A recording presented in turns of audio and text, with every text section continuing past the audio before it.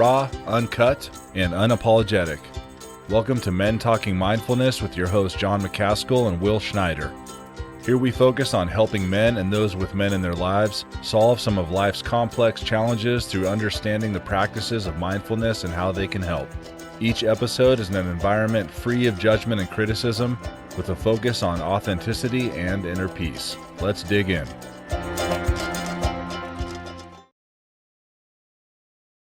Welcome to Men Talking Mindfulness. I'm John McCaskill, and I'm joined by my co-host over there, Will Schneider. Men Talking Mindfulness is a podcast where we explore how mindfulness can help people live more fulfilling and balanced lives. Today, we are joined by Dr. Mark Bertin, a developmental pediatrician, author, and leading expert on the intersection of mindfulness and ADHD. Dr. Bertin, very happy to have you here with us today. Thank you for joining us. I'm looking forward to it. Thanks for having me here. It's going to be a great conversation. So ADHD, attention deficit hyperactivity disorder, is a neurodevelopmental disorder that affects both children and adults, and symptoms can vary. We will get into that in the show. While medication and behavioral interventions are commonly used to treat ADHD, there is increasing evidence that mindfulness can be a helpful complementary approach to manage symptoms and improve quality of life.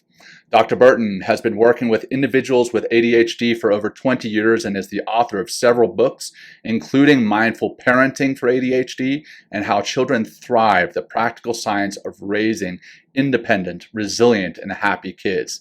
He is also a mindfulness teacher and regularly trains parents, educators, and healthcare professionals on how to integrate mindfulness into their work with individuals with ADHD.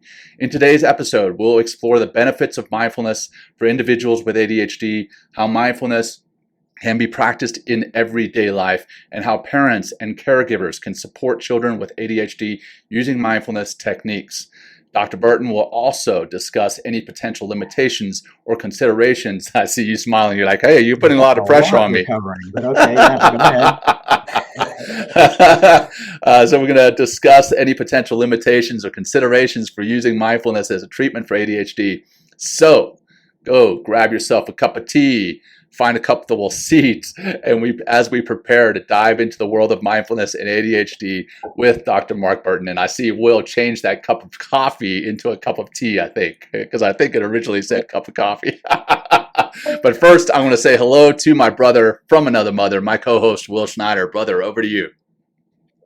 Hey, Mark, thanks for joining us. Thanks, everyone, for coming out for the show today. I'm really excited to talk about ADHD because there's a lot of it out there in the world. It seems like it's growing because of technology, which we can talk about as well.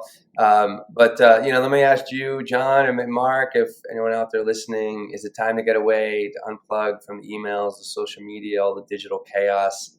Imagine yourself in a serene, nature-filled environment, releasing from stress and anxiety, and hitting reset, rejuvenating your body, your mind, your soul, and having fun. This could be you if you sign up for our Mindfulness Adventure Retreat coming up in upstate New York on May 18th to the 21st. We're going to breathe, we're going to move, we're going to get mindful during these 4-day and 3-night immersive experience that includes a 4-week integration program after the retreat. So if you want to learn more about it and sign up before all the spots are gone, you can head to mentalkingmindfulness.com/retreat to book your spot before they're gone. Once again, it's mentalkingmindfulness.com/retreat. And if you want to get mindful a little bit more, we have a free mindfulness workbook. And you can subscribe also to our newsletter by simply texting mindful to 33777. That's mindful text to 33777.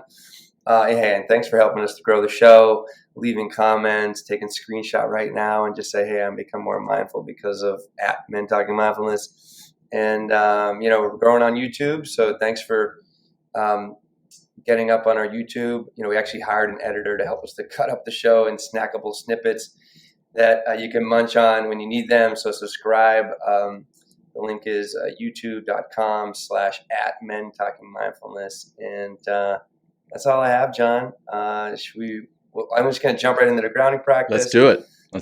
And we'll get talking with Dr. Mark Bertin. So we're just going to do a simple 5-breath relaxation exercise. We're going to do a nice little parachute breath. So we're going to really take like a really strong inhale. I'll guide us through this. And we're going to take a long, long, long exhale out the mouth. And on those exhales, just really imagine yourself and even experience yourself just relaxing your face, your jaw, your shoulders, and grounding a little bit more into your seat or into your feet.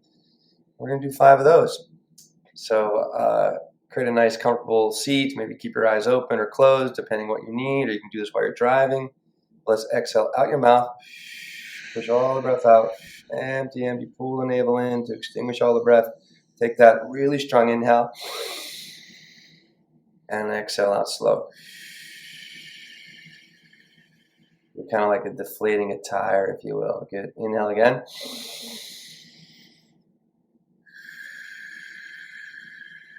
Now you really feel the relaxation that comes right through just exercising a longer exhale. Again, in. Slower if you can. Drifting down to the earth from a parachute right into this moment. 2 more.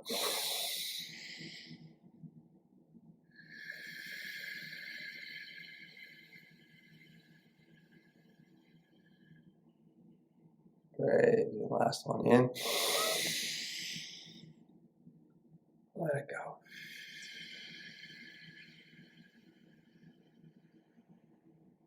Just take a little short moment of silence. Find that breath, nice and smooth breath in and out. Notice if anything has changed just in those few breath cycles, just by manipulating your breath and getting hold of yourself and grabbing a little more hold of the moment in your mind by breathing, slowing down your breath. All right, and slowly come back. You can wiggle fingers and toes or make some movements in your shoulders, your head, your neck, and awesome, we're here. John, where would you like to start? Well, for Dr. Bertin, we hear a lot about ADHD, and 10, 15 years ago it was ADD, now it's ADHD. So let's start here. What is ADHD? What causes it? And what are the symptoms of ADHD? Well, 2 or 3 bullet points. One is I think they intentionally mix up the textbooks periodically just to confuse everybody. What we have to say is, like, right now, cutting edge is that there is just this umbrella term ADHD, which includes what we used to call ADD. So just for the terms of today's talk, ADHD encompasses all of that. There's a subtype, or you're supposed to say predominantly. Some people have hyperactive symptoms. Other people have the more internal, inattentive symptoms. So in terms of terminology, right now we're supposed to say ADHD for all of it. Rumor has it the next time they revise the big diagnostic manual, that's going to change again. So for now, colloquially people use ADHD or ADD, and that's fine. But the textbook, like when I'm talking today, it's all ADHD. So ADHD is a medical disorder that's pretty well confirmed. It can be misdiagnosed, like a lot of clinical medicine, but when correctly diagnosed, it's a medical condition in which actually a much larger skill set than attention, called executive function, which is kind of like your self-management skills, is not doing its job fully. So executive function, with parents, sometimes I just kind of shorthand it that anything in life that needs management, if you can put the word management to it, it probably involves a lot of executive function. So it's like the brain CEO. You have to manage your attention, you have to manage projects, you have to manage time, you have to manage emotion. All of that's executive function related. So when someone has ADHD, they're struggling with some aspect of executive function. Part of the reason in the latest diagnostic manual they've made it all one term is it just tends not to be very clean. So some people have a mishmash, and some people it changes situationally, and it changes as you grow up. So that's why they sort of dropped the specific subtypes, because it was never all that straightforward. So what that means practically, the reason it's important to talk about ADHD is that it's very common. So in spite of all the sort of fearfulness about it, it's been diagnosed in different ways for at least a century, or if not more. It's not that new. The diagnostic rate is actually very consistent if you diagnose it correctly. In children, it's about 1 in 15, more or less. Wow. And the most important point, the single most important point, I think, for either kids or adults who think they might have ADHD, everyone gets distracted sometimes, everyone gets disorganized sometimes, everyone has their strengths. But impairment is part of the diagnosis, and that's the most important part of the whole discussion. Individually, it has to be affecting you, significantly enough that you're chronically struggling in some aspect of life. It could be as in childhood, obviously, school is the first thing that often comes to mind, but it could be as subtle as you're getting reasonable grades or you're doing well in life overall. But internally, you're just chewing yourself up with stress and anxiety because you're constantly compensating for all of the challenges that poor executive function causes. And then I'll just say one other thing about that, and then I'll pause. I'm curious what questions you have. But the concept, the reason it's important to look at ADHD as a disorder of executive function is it includes attention and behavior as a start, but also includes organization, planning, time management, and emotion in a very big way. So that for adult ADHD in particular, the struggles can be, largely with time, planning, undermining yourself through that type of challenge over and over and over again. Yeah, thanks. I wonder if we can dive in a little deeper into two parts of this. The mental game, like what does that mental chatter look like or sound like, or what is your typical experience with the people you work with that mental chatter, and then going into the emotional realm, like what does that look like, but also what are the, on both sides, I guess, like I'd imagine that whether it's like more of like a narrative or a mental game that's going on, or an emotional game, like there is it drives some sort of behavior. I wonder if we can kind of talk a little and clear that up a little bit more. Wonderful. I love that question, although I would almost break it into three different things when you look at it that way. Please do. Because from a starting, so the narrative is really important. It's a big issue. It's a big challenge for many people living with ADHD. But I would start, on a very practical level. One of the most important things to look at in supporting a child with ADHD or understanding ADHD, if you're an adult with ADHD, is really looking at executive function like a concrete skill set. It sort of depersonalizes it almost. These are the skills we use to manage day-to-day life when things are new or difficult, to problem solve. And it's very easy to dismiss them. It's very common. People look at it as motivational, or, if you cared enough, you'd work harder, that type of stuff. Or if I cared enough, I'd work harder. Or how come I'm always, making these careless mistakes? When carelessness is an ADHD symptom. So really, there's three different things there, because I sometimes talk about it as if someone has ADHD, it's just terminology, but it's just the way of framing it. You want to problem solve through this lens of executive function. Like, what if we can just take away the judgment and blame and just say, these are skills that are behind, just like somebody else might have a knee injury they're rehabbing from, or somebody else, if you're talking about children, might have a significant language delay. It's frustrating, it's upsetting, but you don't blame anybody for it. So with executive function, there's this other layer of blame and judgment that can be diffused a little bit if you just say, you look at something like chronically running late. It's like, that isn't because you don't care. That's because mismanaging time is part of ADHD. And that shift in perspective can be pretty epic. I had a situation, not even a situation, but it was actually quite, when we say it that way, it sounds negative, but I had a lovely moment with a family sometime last year or two that I've been talking about a lot, where they had a child who was kind of volatile all over the place, lots of tantrums. And all I had gotten to up until that point was just sort of describing to them what executive function was. They came back within a week or two from their next follow-up and said, things are already a little better at home. And they were clearly joking. And I was like, wow, I haven't even done anything yet. Like, what's possibly better at home? And they said, well, now that I understand that, their impulsivity and emotionality is a symptom of ADHD, I realize they're not trying to get my goat. So it's just we're just getting along better. Now what can we do about it? So nothing had actually improved, but just that shift. It's actually kind of relates to mindfulness. It's like letting go of all the assumptions and just seeing it more clearly. It allowed them to drop a lot of extra that was complicated in the situation and focus on what they actually could do to improve things. Which is all on some level mindfulness.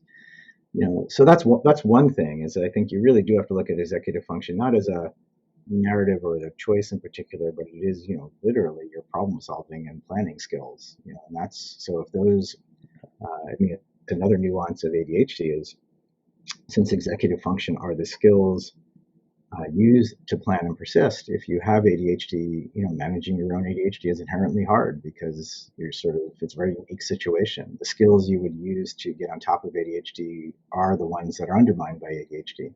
So it's a very challenging situation. So that's part one.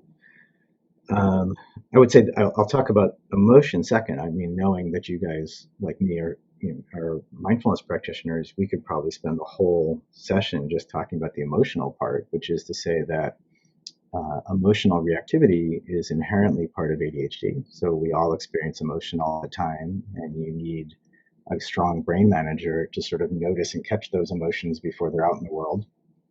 So you need to manage them, right? I mean, so they're not going to go away. But if you're living a life where that reactivity is just front and center all the time, that means a lot of kids with ADHD, a lot of adults with ADHD struggle with kind of extremes of emotion in any direction. Poor frustration tolerance, big tempers, crying really easily, all of which, can be really disruptive. Other thing we can come back to, that mindfulness can be specifically supportive with. So emotion is the second thing. And then that narrative, I think it's a whole other discussion. I'm not sure this is exactly the question you're asking, but the way I would think about it is Russell Barkley, who's like the guru in the field, has this famous quote about ADHD that it's not a disorder of not knowing what to do. It's a disorder of not doing what you know. In other words, you know exactly what's supposed to happen in a given situation, and your brain manager isn't quite doing its job. So you forget, or you get distracted, or you get impulsive, or you lose track of time, or all these, but it's not that you don't know better. And that has, in terms of that inner dialogue and narrative we all live with, that has some pretty intense implications. It means, as a child, you may be growing up getting corrected and not getting the grades you should, and getting in trouble and all this stuff constantly. And yet, exactly what you should be doing in any situation. You have the best intentions. And in terms of that sort of narrative inner dialogue we have, that has big implications. And I think that's another area mindfulness can be very supportive, because we can start working with that habit of being, overly self-critical, overly self-doubting, and that gets in the way of, it all sort of ties together, because in order to be resilient and manage your ADHD, you have to have a strong foundation to begin with. And if your inner critic and all this internalized dialogue of having a hard time becomes too prominent, that gets in the way of, all the other things you have to do in life. We had Kristen Neff on a few episodes ago, cool. and we talked a lot about self-compassion, and it sounds like that's where you're going, and how important that self-compassion, and that mindfulness, that is a practice in and of itself. Self-compassion is a mindfulness practice. So can you touch on how important that self-compassion is? Yeah, sure. I would actually look at it two ways, and I think it's an interesting thing to explore a little bit. On some level, self-compassion is just part of all mindfulness practice, which I think is an important nuance that gets missed. Every time you sit down to do anything, you want to be aware of that tendency to say, like, I suck at this, I can never get it, my mind's always been, and so, every time you sit and practice, part of the practice is you're going to get distracted. It's okay. How would you coach a child? It's like, great job trying. Just do your best, come back. It gets better over time. All of that is, part of any mindfulness practice. There's just this aspect of self-compassion. And then Kristen Neff's self-compassion itself, which is sort of pulling from, these centuries-old practices and really creating a structured approach to focusing only on self-compassion. Well, not only, but part of self-compassion as a specific practice has huge value, because Um, I mean, there's two or three different things. I mean, just so you know, I don't remember if we touched on it. I don't think you mentioned it in the intro. The most recent project I did was actually with someone who worked with Kristen to do a lot of research with teens. Oh, Because we beautiful. decided that, so we have a book on teen self-compassion and ADHD that's out, because with teenagers who are often struggling with self-criticism and self-doubt and all those things to begin with, if you add on ADHD, it becomes, overwhelming and immense. I mean, it becomes gigantic. And so to come back around to, I'd imagine, Mark, with children and ADHD, that it would really mess with their self-confidence in some ways. If you have not only the inability to really, be more present in the moment and get on task and do your job, and then you have the emotional aspect, which is telling you that you're a bad person, you're not a good student, you're not a good son, or whatever, and all that emotional hijacking, that it can really mess with self-confidence. Do you see that with the children that you work with, and is self-compassion kind of a way out of that realm? Yeah, I mean, there's been some research saying that kids with ADHD are being corrected at a 3-to-1 ratio more than they're being praised by the time they hit kindergarten.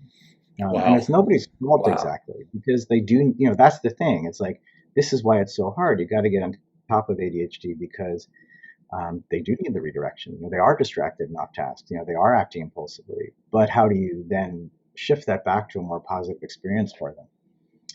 Right.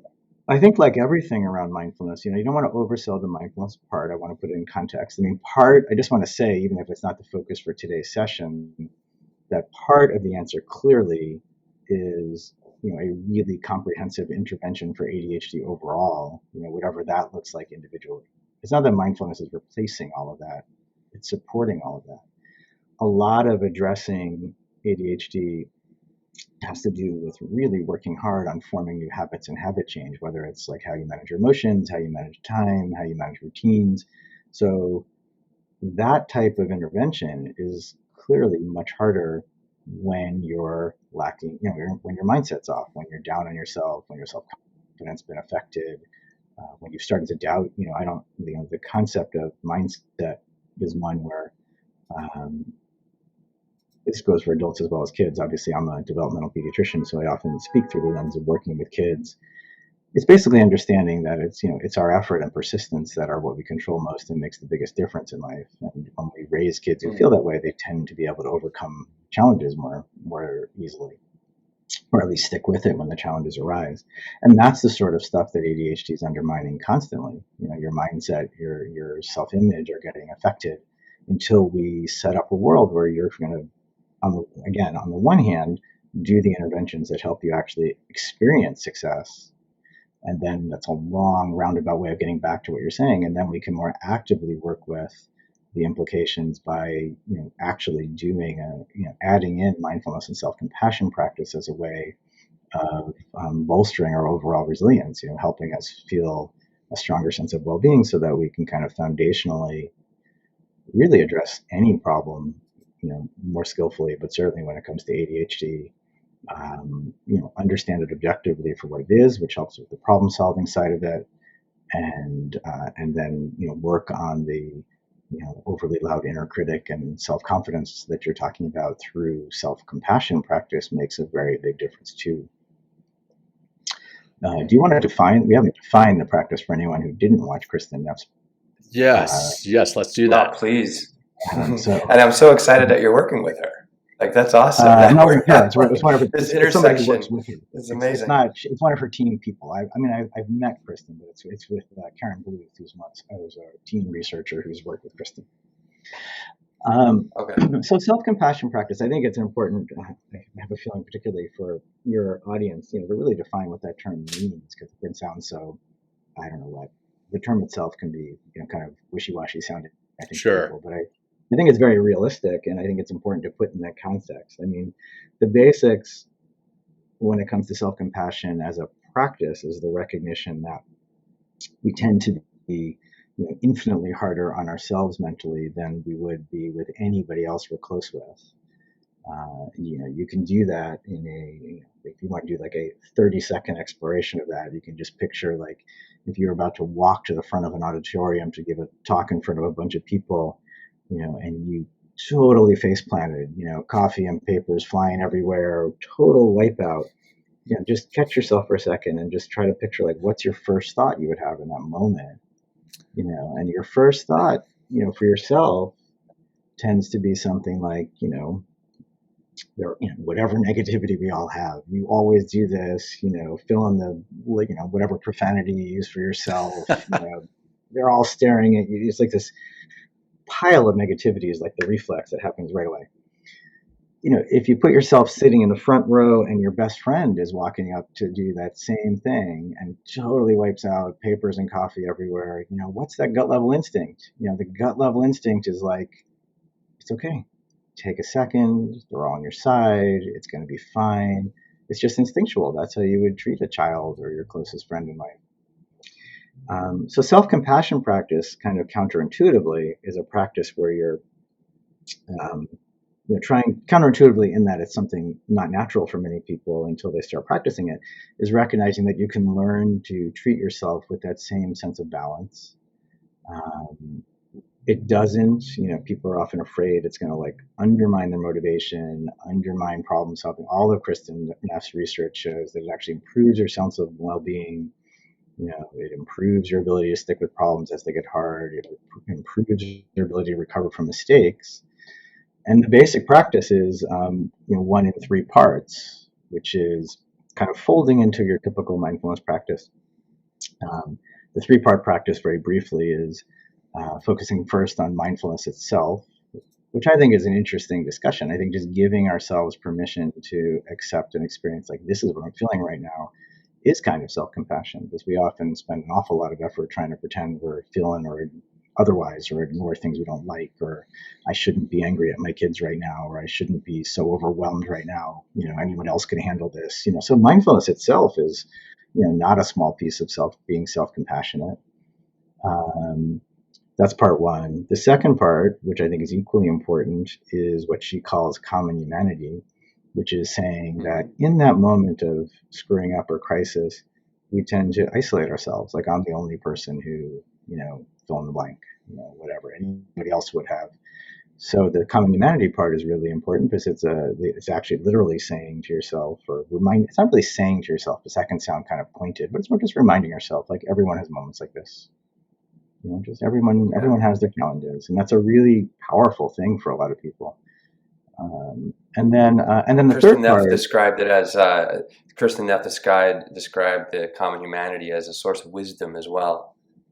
Just reminding ourselves that we're connected to a whole, and we're not the last or first person, or even the person in this moment in the world that is suffering in this way. Yeah. So I really enjoyed. Thank you for bringing that up, and I really appreciate. I know we're going to talk about the third part, but just talking about self-compassion here, because it is such an incredible skill once you begin to develop it, to help you to get beyond those negative voices, those actions, and some of the habits that are triggered once we're in kind of a negative head and feeling place. Yeah, and I think Kristen's alluding to something there, which is the common humanity part leads to another. I found it. I think it's an important part of understanding mindfulness to me, is that it's not really meant to be. It's not really a self-help practice. It's meant to just recognize that when we are feeling more aware and more self-confident and more grounded, that changes the world around us. The whole practice. So that what she's alluding to there is the recognition that everyone's struggling is a pretty profound one, because it changes how you treat other people too. Which isn't part of the self-compassion practice specifically, but is, really, really important. Especially, you want to sometimes, as a parent, if you're going to take time to do something for yourself, it helps to, connect with it motivationally, in essence. And so the fact that our own practice influences our families, influences how we relate to our kids, is a really important perspective, because otherwise it can just feel like it's certainly not meant to be a selfish practice in any way. It's meant to really acknowledge that the interconnectedness is. I always catch myself. I sometimes joke because my family's from the Bronx, so when I say things, it's like, wait, now that sounded, but interconnected is, I You got think, to practice some self-compassion. You're doing great. exactly. No, I just love. I know I wasn't. Yeah, exactly. And it's also just like that. That just sounds like a buzzword, but it's meant to be very literal. I mean, if we're feeling negative and reactive and crappy about ourselves, that changes how we treat other people. And Right. that's just literally true. And then the third part of the practice, which is very, very different and really I think needs to be approached kind of in a nuanced way, is the reminder, like, can I just find kindness for myself in this moment, or can I stay strong in this moment, or whatever feels. You kind of like, the words don't matter as much as what connects for you, and that can seem kind of strange too, except that it's not meant to force yourself to feel anything in particular. It's really just meant as a reminder. Like, may I just keep coming back to this possibility that I can, treat myself the same way I would somebody I care about, hopefully, and that three-part practice over time, really can begin to tone down the, what we often call the inner critic and perfectionism in a way that makes life, a whole lot easier to manage. Although interestingly, as I was saying that, I realized that I have always felt that sense of the inner critic and perfectionism is one of the biggest things that shifted for me after, I don't even know, like 25, 30 years of practicing. And but what's interesting is like I alluded to at the beginning, most of that shift happened long before I came across the self-compassion practice that Kristen teaches specifically. I mean, it is just part of mindfulness practice as a whole, also, to me. All right. Yeah. Well, what would you prescribe if you were to a self-compassion practice that can ultimately change, that relationship to yourself? Like, what something daily? How much time? Because I mean, it does have a profound effect, and I just want Right. let our audience know, that it does take practice and does take consistent practice. Yeah. Well, that's the bottom line with all mindfulness practice, is just recognizing that it's not a quick fix, and it's actually not always that warm fuzzy message. It's like a gym program almost, of like, these are hard habits to change, and you just, as much as no one wants, it's like, it takes some time and effort, but if you practice regularly over a long stretch of time, you do start to change these cognitive habits and how you approach things. So there's no specific answers as much as the consistency. There was a study done in the last couple of years from Dr. Jha that suggested as little as 12 minutes a day begins to show some differences, and I think that's that's a nice benchmark. I think most people can manage that. More might give you more, but 12 minutes a day most people can manage. And it is just about the consistency. It's about letting go of short-term expectations. Very important to let go of perfectionism. Your mind stays busy, your body gets restless, you miss a day here and there. It's all just part of the practice, and it's okay. But you do the best you can to be consistent about it, and you do start to see, various things change over time. So I would just say it's about the daily practice, whatever you pick. It could just be, I think the first practice for many people is like a breathing practice or a body scan often, and that's great. If you want to do Kristen self-compassion practice, that's equally great. Some of this is just finding what feels right to you in any stretch of time. One of the big reframes that I think can be helpful, or has been helpful, I think, through the pandemic and everything else, is also just recognizing that you're not trying to, specifically relax, or you're certainly not trying to stop thoughts. And one way to reframe it a little bit as a starting point, there's many other aspects to it, but as a starting point, is it's almost a practice of patience, of just recognizing that stuff happens constantly. Yeah. Life is up, down, and all over the place. When you look at like what causes stress, they actually describe positive experiences that are different and negative experiences as different causing stress. So it's just like part of life.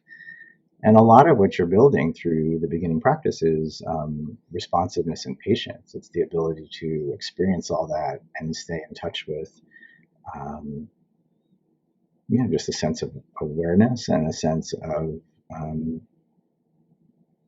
almost a sense of resilience. But it's a meditation practice itself. Those few minutes, you're sort of giving yourself permission to experience whatever's happening without immediately responding to it, without immediately getting caught up into it.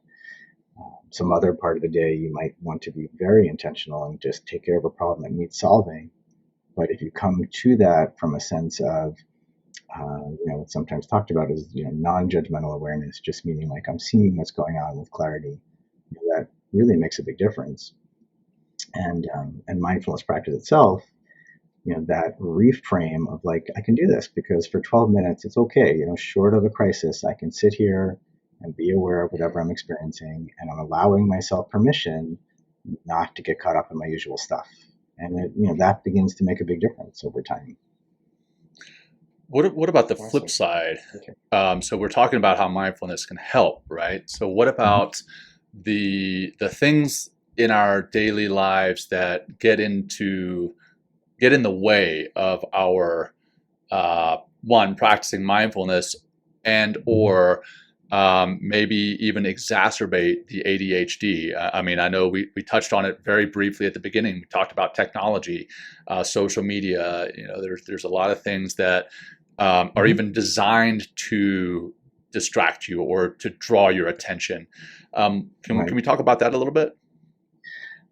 Oh, I could talk about that a lot, actually. But I think there's like a lot of things. I mean, there's two different ways of looking at it. From the point of view, of mindfulness, one way to define mindfulness is, intentionally building the skills that help us relate to whatever is actually going on, as well as we're able.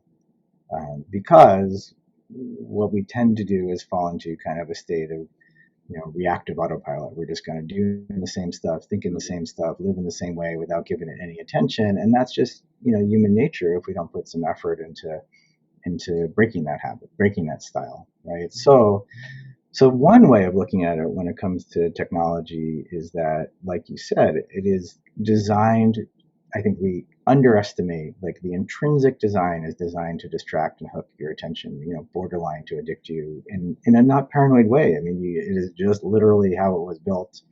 Some people in the industry, or people who have left the industry, have described it as like a big experiment gone wrong. It's like they used basic human psychology and then were able to collect so much data that it was way more powerful than they thought it was going to be. And now it's really influencing things. So when you look at mindfulness as aiming to be as aware and intentional as possible, one way to look at it is just technology is here.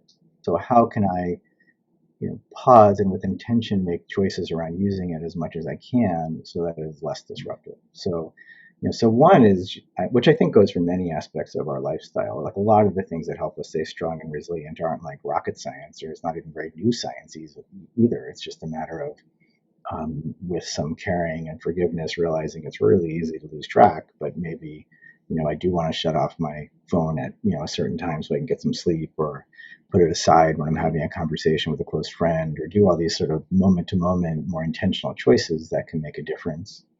I mean, if you're really, I don't want to, I could hijack this whole talk today and just go into technology. I mean, I do think on another level, we certainly each individually can make very practical choices that make technology less intrusive, whether it's, how we manage technology during work time, or just cleaning up our phones and shutting off notifications and deleting a lot of extra stuff. So so that's literally less distracting.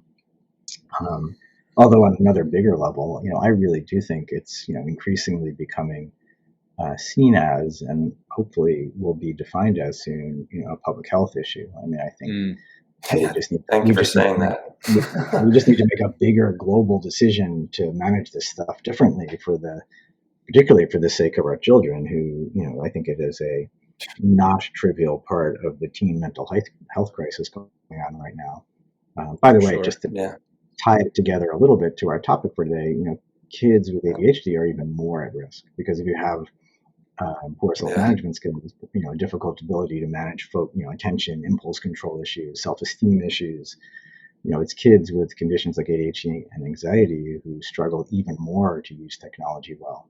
So it's a challenge for the whole generation, and then it's even more impactful for kids who have things like ADHD. Is there any science out there that is or research being done that's linking technology and ADHD? Or or is that, yeah, please, No, ADHD, yeah. not really. No, I mean basically, Okay. ADHD. The genetic. I mean, one of the quick summaries of all I think of all the medical side of ADHD, although obviously there's a lot more to it, is that the genetics of ADHD are almost as strong as the genetics of height. So, Wow. Yeah. I mean, ADHD is a highly genetic disorder, in spite of the perception, in spite of people, casually saying they're a little ADHD. True ADHD, if it's correctly diagnosed, isn't caused by extrinsic factors. Okay. It's just like somebody else has asthma or something. So Right. now, what happens with this sort of attention-based economy we're living in is um, it does undermine everybody's attention. I mean, these are skills that everybody has to manage all the time. So it does affect everybody in that way. One of the examples I give a lot that I think kind of summarizes it is, if you have a bunch of high school students who are all trying to get their homework done, while jumping over to social media and YouTube, and they're on FaceTime with each other, and there are all these distractions going on, right? I mean, what happens is that for the kids who have strong executive function, it is completely inefficient and not great, and somehow they get to the end of it anyway, right? I mean, the mind can't multitask. Every shift of attention, you lose efficiency, make more mistakes. They're making their homework take way longer than it should. But since they're sort of, for those who are in the realm of typical development, they get there. They get to some end point where like their homework's done. Could have been done probably 30% more effectively with fewer mistakes, but it's done. But within that group, there's probably a student or two who have a learning difference or ADHD. So they're trying to keep up with their friends, and they don't have strong executive function. So when you're struggling with executive function, when you shift over because your friend says, "Hey, check this out," and you shift over to watch whatever they're showing, you get lost for 3 times as long, and you struggle to come back, even more than your peers. So within that group, those kids are struggling even more. And the same thing goes for adults. Like everybody gets pulled and distracted, and it's not great for anybody, but it's different than actually having ADHD. So, talking about the homework, and I've got children, and they're my oldest is 6, so we're not doing a whole lot of homework yet. We are with the 6-year-old. We're doing some basic reading and some basic math, but my 4-year-old and my 2-year-old not so much. But in the next few years, we're going to be doing that. How can parents or caregivers of children with ADHD start to use the mindfulness techniques to support their child's management of the dysfunction? Well, I think it's important to put it in context of like how we support children in general and children with ADHD in particular. Because executive function turns out to be a developmental path, just like language, that most people aren't that familiar with. Schools don't seem to be that familiar with it nowadays, in that you're not supposed to have an awful lot of it at 5 or 6. You're supposed to have a bunch more of it by the time you're 16. Turns out typical brain development, this is a useful thing to file away. This part of your brain related to executive function matures until you're 26 or so, mid-20s, which is why teenagers are teenagers. It's why teenagers, want to be treated like adults and should be given a lot more freedom, but they're 10 years away from really having a mature brain manager. And that's an important perspective to have as a parent. So when you look at it from the point of view of with or without ADHD, it's a way of acknowledging that, like, we have to teach kids how to, manage their homework. We have to teach kids how to manage their emotions for the most part, because it's a skill set to develop. So, so to tie those two thoughts together, some people feel like you can describe ADHD, thumbnail it as like a 1/3 delay in executive function. So if you have a 6-year-old, some districts give lots and lots of homework nowadays. One way to look at that is, well, what 6-year-olds are getting lots and lots of homework? From an executive function point of view, as a parent, it's like, oh, well, of course they're gonna, be all over the place managing, and of course they're gonna procrastinate, and of course it's like, of course, that's the executive function piece, right? Right. So part of teaching kids, there's many aspects of executive function. With or without ADHD, it's important to recognize that just routines and consistency and problem solving, why it's not working, are a big part of teaching kids organization and time management skills. They're relying on us to do. I mean, it's a bell curve. If you have a child who's intuitively good at it, that's awesome. But for most part, it means, how do you teach them how to manage their homework when they're young? You set up a good time, you reinforce that time consistently, you maybe set up a reward system to sort of diffuse some of the fighting over it. As they get older, you can add in study skills to that sort of, just this growing structural support around things like, this is what we do. We get our, we work before we play. You can take a break after school, then we're going to get your homework done, then you can go play. If you do that at 6, it's more likely to be a routine at 12. If someone has ADHD, it's the same model. You just got to throw in the developmental delay perspective of like, now you have a 6-year-old who's getting more homework than the average first grader, might be getting, different generation. I always feel like I need to say at this point, my whole family are special ed teachers except for me. So I'm not saying anything negative about schools and teachers. It's just the reality of the environment right now. Right. But if you have a 6-year-old who's getting, in a really demanding school district, getting more homework, which the recommendation is no more than like 10 minutes a day, typically for a first grader, and then their executive function skills are behind, that's how you have to approach it. Like, all right, if your ability to do this is more like a 4-year-old right now, there's a whole intervention, a whole series of things we can do to help catch you up over time when you have ADHD. There's behavioral things to talk about. There's medical things you can talk about. There's educational interventions you can talk about. It's very complex and individualized.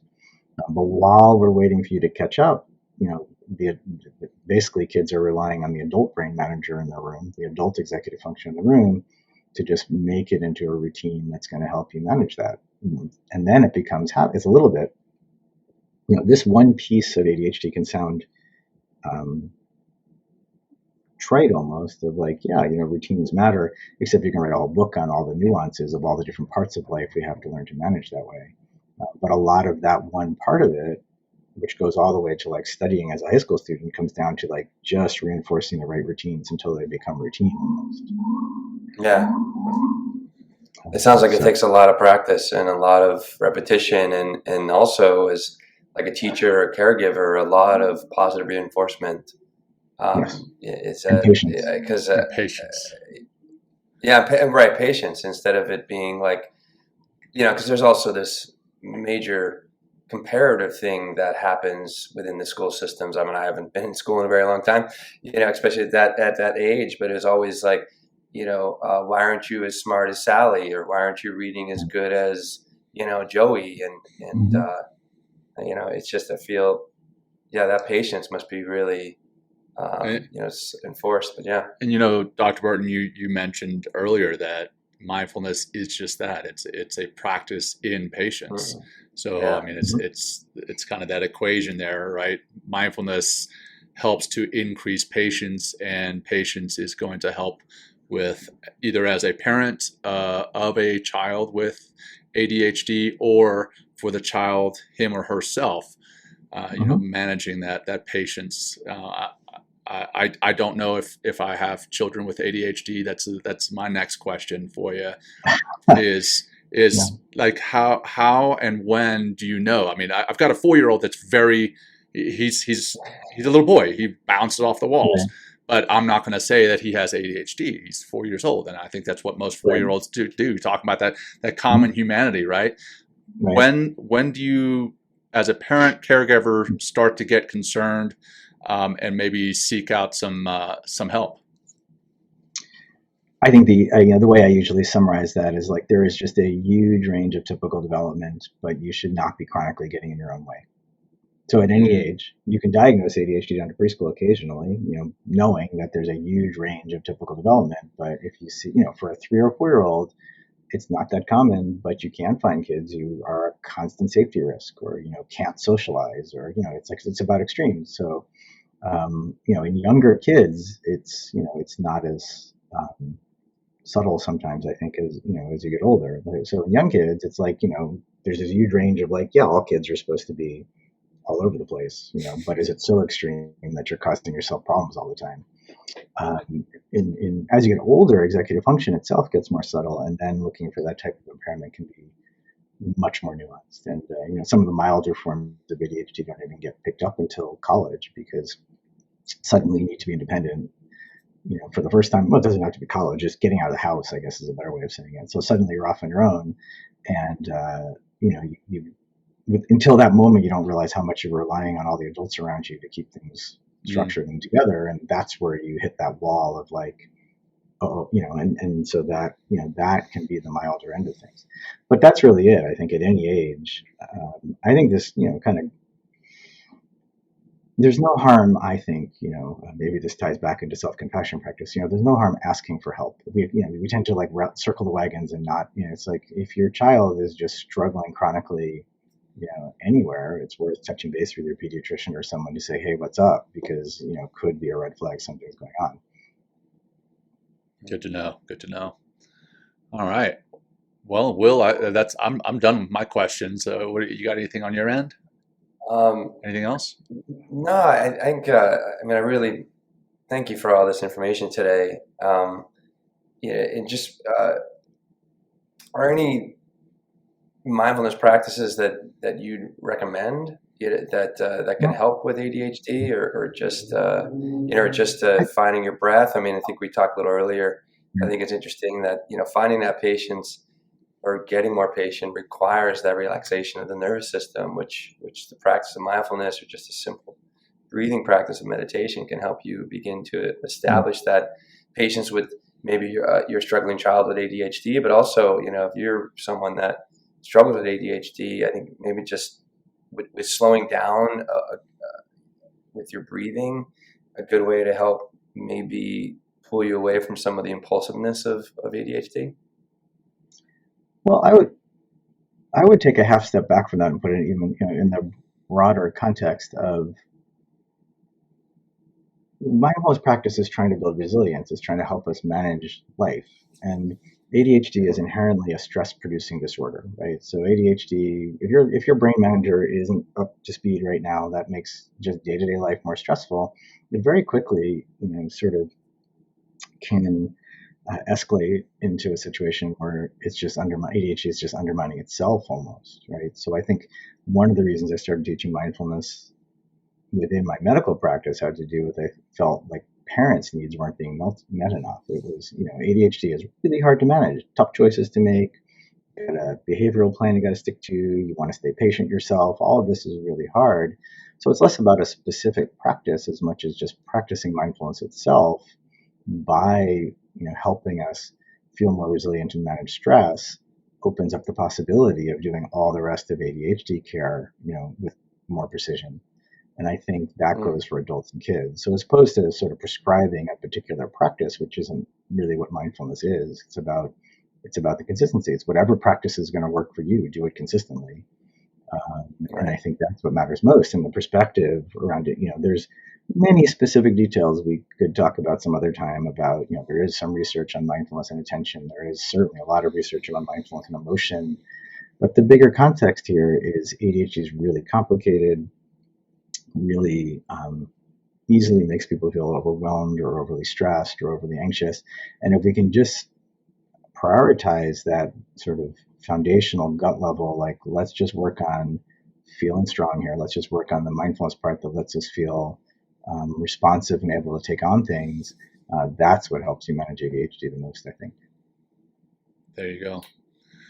Wow. Yeah, well, wonderful. Thank you so much, Dr. Bertin, for all this, sharing your knowledge, your wisdom. And I know that this is going to benefit our audience themselves and potentially our audience's family members, their children, their nieces, nephews, whatever the case may be. I know that this is going to be helpful. So thank you very much. That said, as we kind of touched on just before we hit record, we wrap the show up with a grounding practice. And if you're still open to it, I'd love to invite you to offer that grounding practice if you're still open to it. Absolutely. Let's just maybe I'll just end with 2 or 3 minutes of the sort of breathing practice we alluded to, but as we start and get into it, really looking at the perspective you're taking to the practice itself. That's where a lot of the practice of patience comes from. So wherever you are right now, while you're sitting, you can begin this practice by finding yourself a comfortable posture. If you're driving, keeping your awareness with driving. But for everyone else, find yourself a comfortable posture that you can hold for just a couple of minutes. And as a start, you can begin to notice that there's a little bit of physical motion that your body makes with each breath. So what we're aiming to do as we begin to pull our awareness to that, or guide our awareness to that physical sense of breathing in and breathing out.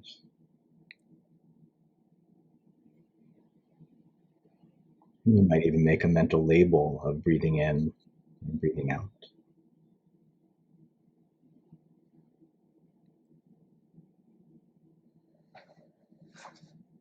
But seeing if you can set your intention for these couple of minutes of practice of letting go of any sense of striving or trying to force anything to happen.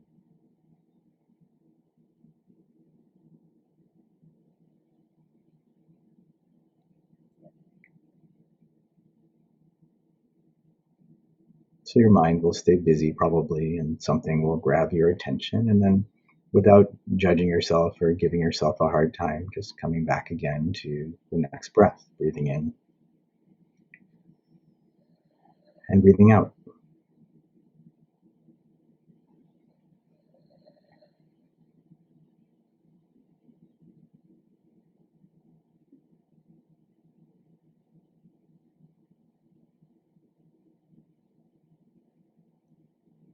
And you might take a moment to notice if there's any sense of physical discomfort or tightness anywhere in your body.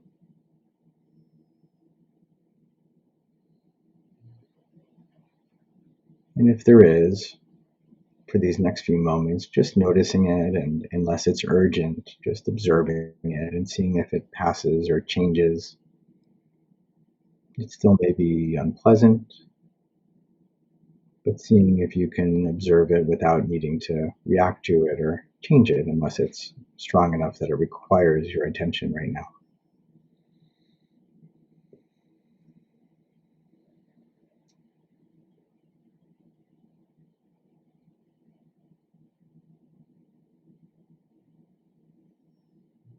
And then even in a short practice like this, you might notice what your emotional state is. And we all have habits for when we feel different emotions.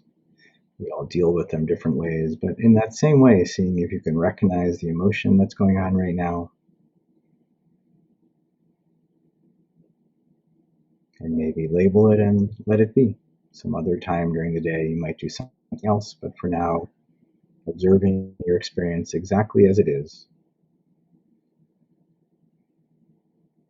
without any need right now to fix or change or do anything specific at all.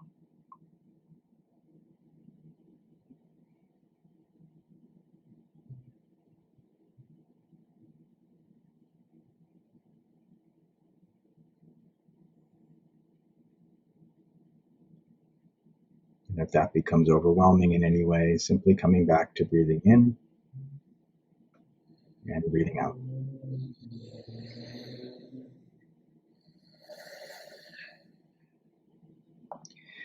And when you're ready, opening your eyes, returning your awareness to our virtual classroom or our meeting room today. Awesome. Yes, Dr. Thank you, Bertin, Mark. thank That was you again. wonderful. That was great. That was great. All right. Thank you. Thank you all for the invitation to be here. Good luck with everything. Yeah, thank you. Thank you. And Best way for our listeners to find you, anything yes. that's coming up that The we easiest can way to find me our is through listeners? my website is developmentaldoctor.com. So that's just the best way. I have actually a lot of resources up there for trying to find factual information about various topics in child development and mindfulness. And that's also the best way to find me. Great. Well, we'll make sure that is in the show notes when we stream this live and when we push it out next week in podcast form. Dr. Bertin, thank you so much for being with us today. And for our audience, thank you for joining us. And until next time, take care. Peace. Thank you for joining us today. We hope you walk away with some new tools and insights to guide you on your life journey. New episodes are being published every week, so please join us again for some meaningful discussion. For more information, please check out mentalkingmindfulness.com.